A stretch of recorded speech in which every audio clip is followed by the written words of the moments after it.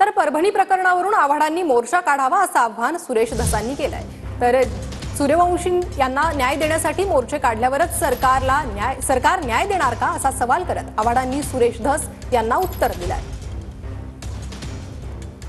जितेंद्र आव्हाड साहेब, माझं तुम्हाला आव्हान आहे, सोमनाथ सूर्यवंशी बद्दल आणि परभणीच्या प्रकरणाबद्दल तुम्हाला फारच जर काही वाटत असेल तर तुम्ही लाखाचा मोर्चा काढा ना, ठाण्यामध्ये काढा, मुंबईला आणून मोर्चा काढा, ते करत नाहीत तुम्ही।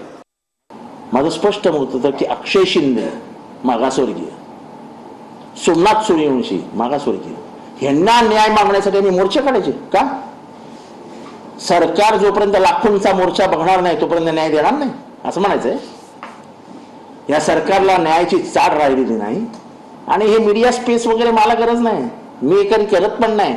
अचानक माझे इंस्टाग्राम सुरू होत नाही, ढोल वाजवताना असे माना हलवताना न्याय तो परफेक्ट आहे एकदम। ते आपापलं काम आपापल्या पद्धतीने करावं, उगाच दुसऱ्यावरती ते तुम्ही मोर्चे काढून दाखवा, तुम्ही काढा ना, तुम्ही लाखोंचे मोर्चे काढता।